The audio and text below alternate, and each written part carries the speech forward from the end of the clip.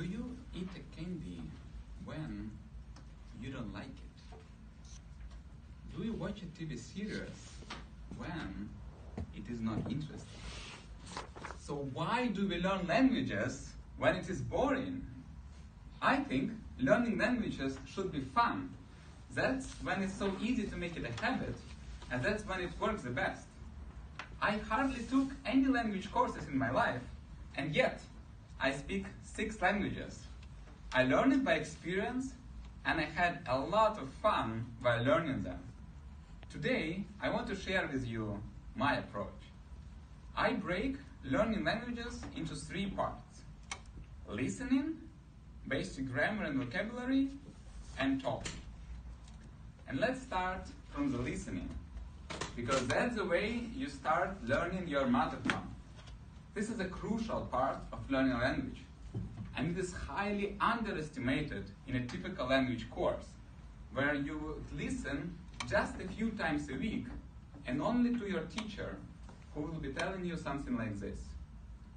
Okay, open page 127, repeat after me. A, B, C. That is boring! You can do much better than that. You can listen to something you actually want to listen to.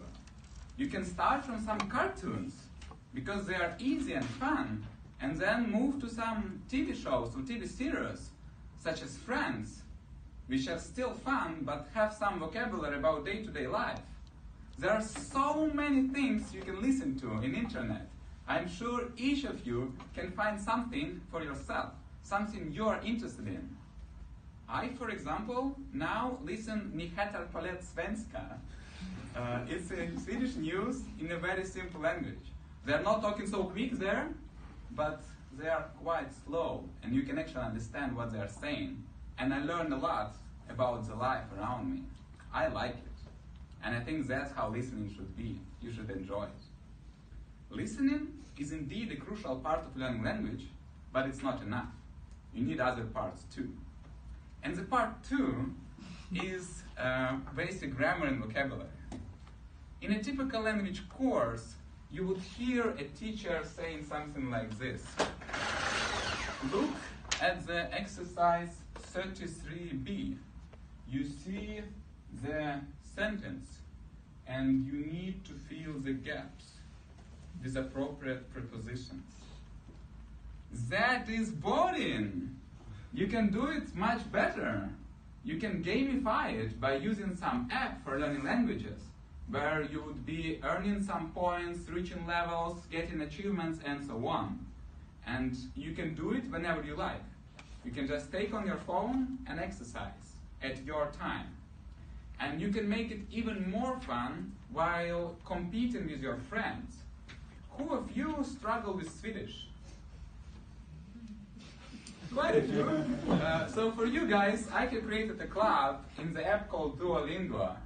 Here's the instructions how to join this club. You can do it in the break, and then you can compete with each other who will earn the most of the points each week.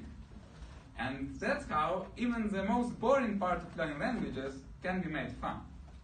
So once you was listening and practicing for a couple of months, you are able to understand the main content of what people are saying, and you know the basics of the language. So you are ready to start the last part of learning language, talking, which is the most challenging and the most rewarding part.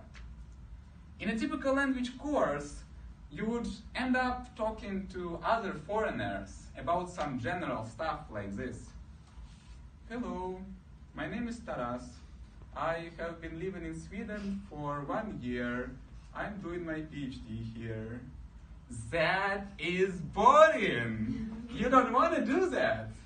Instead, you can talk to the native speakers with the topic you actually care about.